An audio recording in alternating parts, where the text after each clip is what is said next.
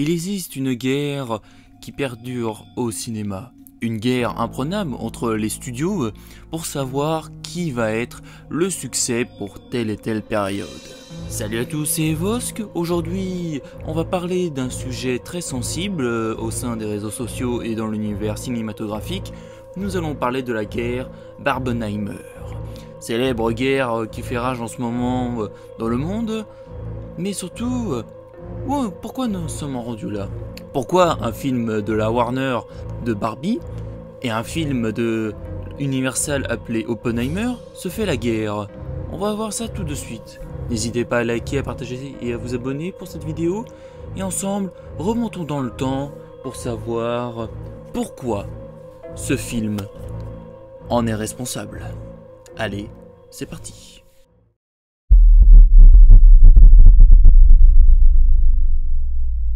Nous sommes alors en 2020. Souvenez-vous, nous venons tout juste de sortir du confinement. Enfin, nous, en France, personnellement, on sort du confinement.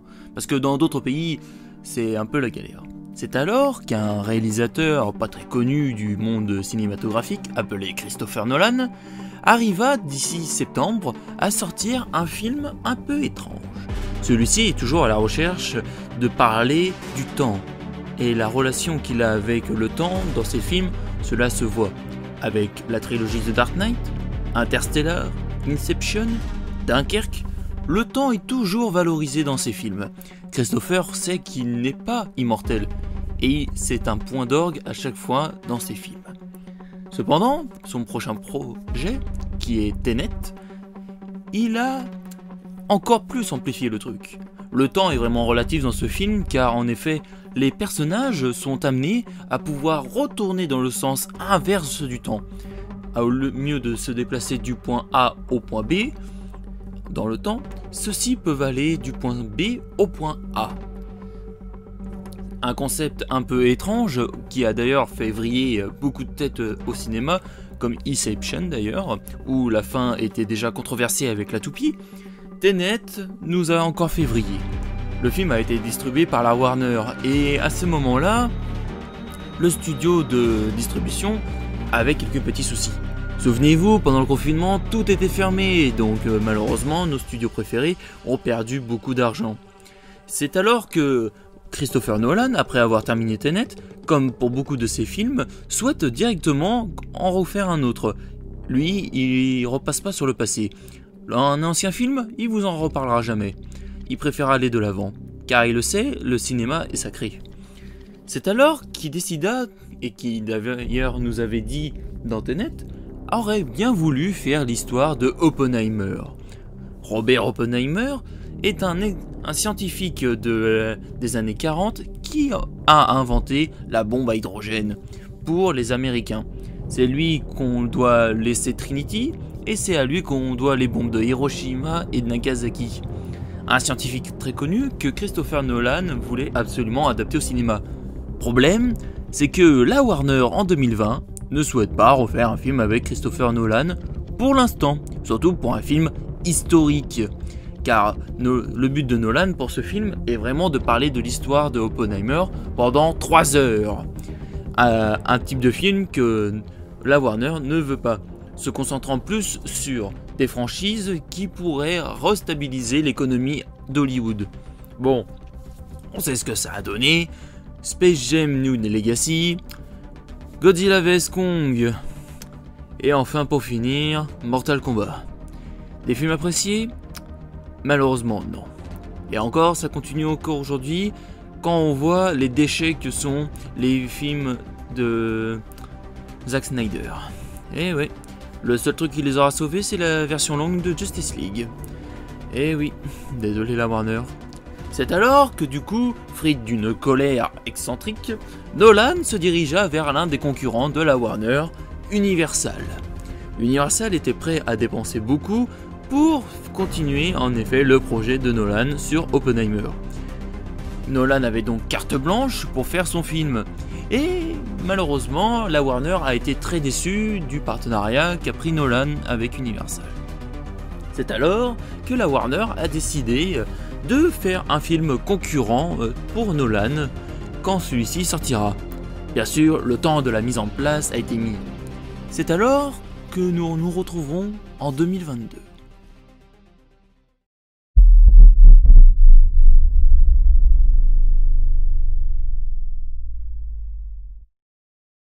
Été 2022, un été très chaud, un été très surprenant, quelque chose surgit sur internet.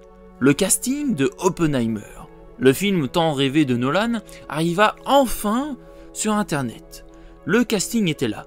On avait des personnages surprenants, des acteurs qu'on ne s'attendait pas du tout. Cillian Murphy, acteur vedette de Peaky Blinders sur Netflix, allait jouer le rôle principal de Robert Oppenheimer. Ensuite de ça, on avait la star iconique Robert Downey Jr. qui allait jouer Strauss, l'ennemi de Oppenheimer dans la bataille juridique qui a lieu dans les années 50. Matt Damon était là aussi pour jouer un colonel de l'armée américaine.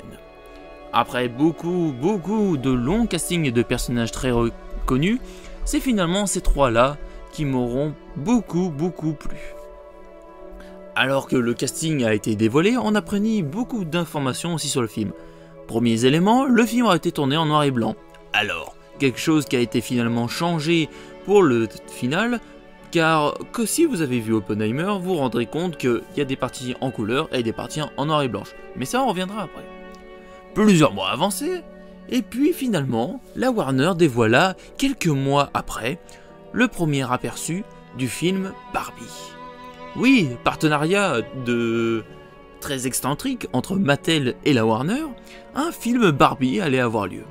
Et pour cela, ils ont choisi l'une de leurs vedettes favoris, Margot Robbie. Margot Robbie, si vous ne la connaissez pas, elle aura joué dans Le Loup de Wall Street, mais c'est elle qui tient le rôle de presque maintenant 10 ans de Harley Quinn dans le DCU. Maintenant que les dés sont en place, on apprenait enfin comme quoi les deux films allaient sortir en même temps. Et oui, les deux films allaient sortir en même temps l'été 2023. C'est là que débuta la guerre Barbenheimer. Les internautes apprenant la vérité sur cette date, tout explosa. Rendez-vous compte, Oppenheimer, le film que Nolan a toujours voulu faire, qui sort par Universal. De l'autre côté, la Warner, qui veut absolument se venger de Nolan, sortit un film totalement claqué, appelé Barbie. Rendez-vous compte, on dirait une blague. Et pourtant, cette blague va aller plus loin que ça. Plus tard sur les réseaux, les fans, en délire, commençaient à faire des croquis de la confrontation entre Oppenheimer et Barbie. Ces deux-là va être un fight énorme. Entre film historique et film comique, qui allait gagner finalement cet été? Le choix allait se faire quelques semaines avant ça.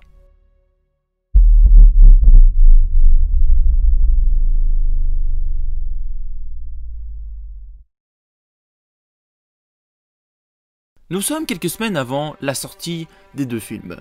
Finalement, les premiers à avoir lancé ça, c'est Margot Robbie et Tom Cruise. Ces deux-là s'amusèrent à aller voir les films des concurrents dans les différentes salles américaines, en postant une photo d'eux avec le ticket de celui-ci, voyant qu'ils vont bien à la séance. De ce fait, les internautes se sont encore plus déchaînés pour savoir qui allait vraiment gagner entre Barbie et Oppenheimer, sachant que chaque camp avait son petit favori. Nous arrivons quelques jours avant la sortie. Les premiers croquis, les premières bandes annonces sur internet se déchaînèrent. Le Barbenheimer est enfin né. L'histoire étant que le film Barbie et Oppenheimer puissent se mélanger ensemble pour finalement, plutôt que ce devienne une guerre, devienne plus un symbole de paix entre ces deux films. Alors qu'on se déchaînait pour savoir qui allait gagner entre Barbie et Oppenheimer, le choix a été fait que le Barbenheimer soit renommé en plutôt le concept d'aller voir Barbie et Oppenheimer dans le même journée ou dans le même week-end. Concept très utile et très pratique parce que au final, cette guerre fut plutôt une relation un peu excentrique. Franchement, nous allons d'abord nous intéresser au film Barbie. D'un côté, nous avons Margot Robbie et Ryan Reynolds qui jouent Barbie et Ken. Dans cette histoire, du coup, nous avons le pays de Barbieland et d'un autre côté, notre Terre. Les deux se trouvent au même endroit, mais ceux-ci ne sont pas reliés ensemble. Tout ce qui se passe à Barbieland a des répercussions dans le monde réel, et tout ce qui a des répercussions dans le monde réel a des influences sur Barbieland. De ce fait, du jour au lendemain, la Barbie stéréotype jouée par Margot Robbie a des tendances à penser à la mort ou à ses grosses cuisses, où on peut littéralement plus mettre les talons en l'air. Enquêtant sur ça, a décidé d'aller voir dans le monde réel pour savoir qui sont les responsables de pourquoi elle pense à toutes ces choses. Un humour très déjanté, un humour assez étrange des fois, tellement qu'on pourrait pas en parler, avec des influences un peu étranges que Greta Crosswing a pris sur Jojo Rabbit, un film que je ne pourrais pas parler malheureusement sur YouTube car sinon je risque de me faire défoncer. Et d'autres films en influence qui sont plutôt étranges. Un film comique qui se veut et en même temps très respectable pour la femme car si on reprend bien un peu ce que voit quand on joue à une Barbie, c'est que Barbie peut faire littéralement tous les métiers du monde. Ken est juste Ken, il est là juste pour essayer de la séduire et de tomber amoureux d'elle. Et en fait, dans le vrai monde, bah, la place de la femme, dans certains pays, même dans certains métiers, c'est pas toujours le cas. Et ça, Barbie va bien s'en rendre compte. Et ce qui va faire que il va y avoir une grosse différence dans ce film, et finalement peu de différence entre le film et notre monde réel à nous. De l'autre côté, nous avons Oppenheimer, avec Robert Oppenheimer, joué par Cillian Murphy, et Strauss, joué par Robert Downey Jr. Ces deux-là se battent d'une bataille juridique pour savoir qui est le coupable de l'affaire Oppenheimer. Pour cela, nous retournons donc dans le passé de Robert pour connaître tout ce qu'il a fait de son adolescence jusqu'à la création de la bombe atomique, puis finalement jusqu'à son procès contre le gouvernement américain. Pendant toute cette histoire, on faisait la rencontre de Einstein, on faisait la rencontre du colonel américain joué par Matt Damon, et enfin de ses deux différentes femmes, de ses enfants, et de comment il a créé la bombe nucléaire, et de tous ses camarades scientifiques. D'ailleurs aussi on fit la connaissance de Heisenberg, qui est un scientifique qui nous avait été présenté dans Breaking Bad. Donc maintenant que les deux histoires des deux films ont été présentées, quels sont les points importants de ces deux films? Et d'un côté, Barbie, on peut voir un monde très rose paillette, où d'ailleurs ce film a fait la pénurie de peinture rose dans le monde à cause de celui-ci. De l'autre côté, nous avons Oppenheimer, où Nolan assure qu'il n'y a presque aucun effet spécial dans son film, et que toutes les explosions montrées dans les films sont des vraies explosions. Oui, pas de CGI. Eh oui. Au final, mais qui a gagné cette guerre? Eh bien, on va prendre tout de suite les analyses, car le film est sorti déjà depuis presque 2 semaines, et on peut noter pas mal de choses. D'ailleurs, sur un plan plutôt budgétaire, Oppenheimer s'en sort pas trop mal. Pour la première semaine, il a presque gagné 100 millions de dollars, mais le problème, c'est que le film est long, 3 heures, et c'est un film historique. Vous ne verrez pas beaucoup d'action dans celui-ci. De l'autre côté, nous avons Barbie, qui a gagné 130 millions de dollars, mais que lui, il est plus vu par tout le monde. La famille, plus principalement. Et si on regarde les avis, ça se voit aussi.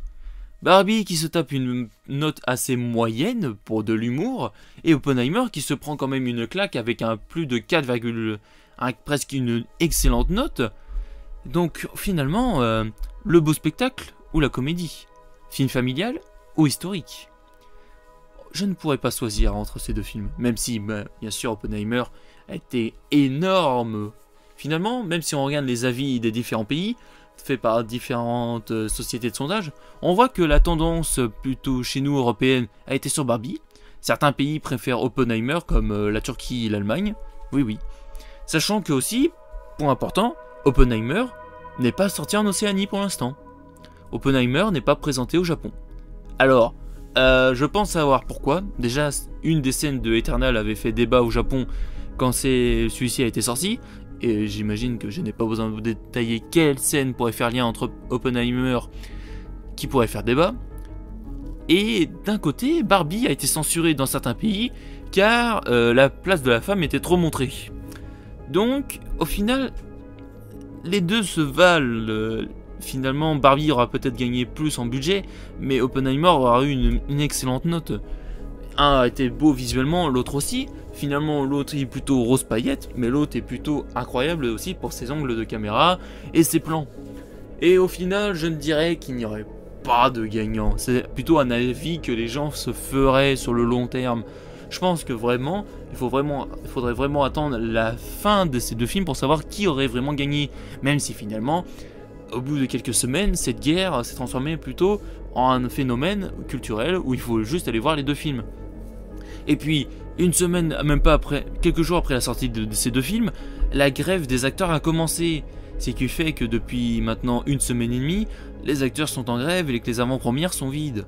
Donc, au final, les deux films n'auront eu peu de répercussions dans le monde, à part une petite guerre sur les réseaux qui sera transformée en finalement un acte de paix pour un week-end. Voilà, c'est la fin de ce petit acte cinématographique qui a été le Barbenheimer. Un acte plutôt court, je trouve, même si pour tout le long de la sortie, tout le long avant la sortie des films, on en aura entendu parler. Et d'ailleurs, c'est ce que les internautes s'amusent à refaire maintenant avec les autres films, comme par exemple en ce moment Le Manoir hanté et La Main. Mais ça, peut-être que ce sera le sujet d'une autre vidéo, peut-être une double critique, ou peut-être une vidéo pour chaque film. En tout cas, je vous souhaite un excellent été. N'hésitez pas à vous hydrater, hein. C'est important de boire. Et moi je vous dis à bientôt pour une prochaine vidéo. N'hésitez pas à liker, partager, vous abonner. Et je vous dis à bientôt.